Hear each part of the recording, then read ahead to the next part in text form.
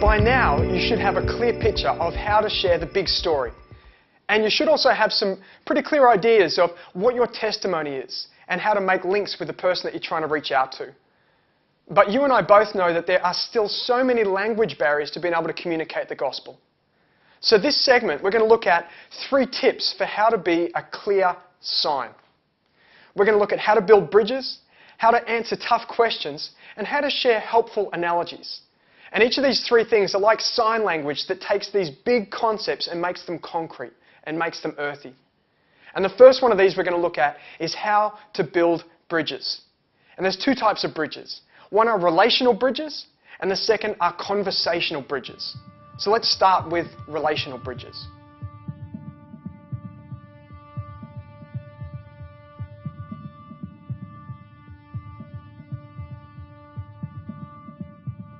Imagine this.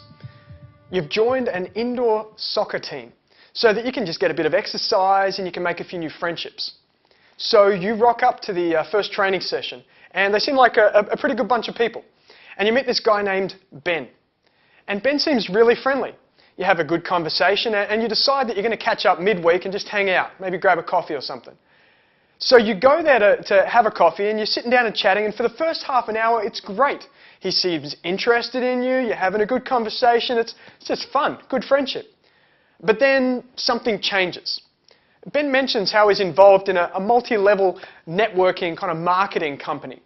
And he starts talking about shampoo, kind of a strange topic, and you're like, yeah, I can roll with this, that's fine. But he just keeps bringing everything back to this shampoo, oh, your hair looks kind of dry, and, he just runs with this whole thing. And you're polite for a while, but after it's starting to irk you, and you're starting to feel kind of used. So you make an excuse that you've got to get going, maybe I need to go and wash my hair, I don't know, but you get out of there. Now, you're prepared to give someone a bit of grace. So you think, look, it could have just been a weird encounter. So you go to the next training session and you see Ben again. And you think, I'll go and chat with him. But he stonewalls you and ignores you. And instead, he's kind of talking to someone else. And you hear him mention shampoo. Now, how do you feel about Ben and how do you feel about shampoo at this stage? And can you connect the dots? Have you ever seen someone do the equivalent of this networking scheme, but as a Christian? Is this what Jesus would do? Did Jesus groom people to share the gospel, and then when they weren't interested, he'd dump them? Now, I'm not giving you an out from sharing the gospel, because sharing the good news is the fullest expression of love. Pointing them to Jesus offers freedom and transformation.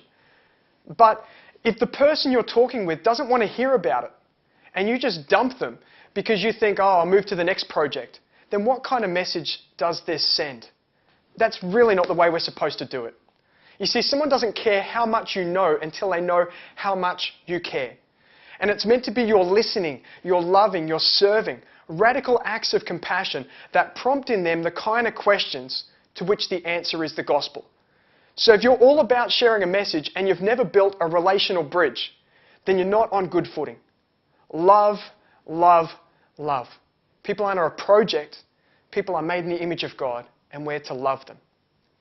So we need to build relational bridges, but we also need to build conversational bridges.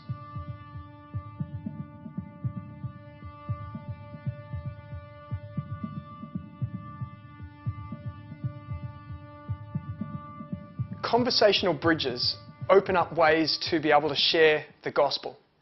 Now, we're in a society where talking about religious stuff is taboo. And we're not about religion, we're about reality. We believe that Jesus is real, that this is good news to us. But because of that taboo, hell might literally freeze over before someone comes up to you and says, look, I just want you to tell me why Jesus is good news to you. So if you're praying every day, God, give me opportunities, but that's what you're waiting for as your opportunity, it may never come. God wants you to step out. He wants you to take some risks, but to do it in a way that's real with people. So conversational bridges is starting from something in their everyday, their hopes, their fears, their desires, asking questions, throwing out something that's salty to make the most of every opportunity. And as you do that, just get a feel for where they're coming from. It could be a question that you ask. And it could, if you've built a strong enough relational bridge, even be something like this. Hey, we've known each other for years, and this is kind of out of the blue, but what do you make of the whole God thing? Have you ever thought about it? It doesn't need to be pushy. It's just a question. So what kind of questions do you use? What kind of lines or statements or stories could you see yourself sharing that are a genuine expression of your own life that might shift from everyday to matters of eternity?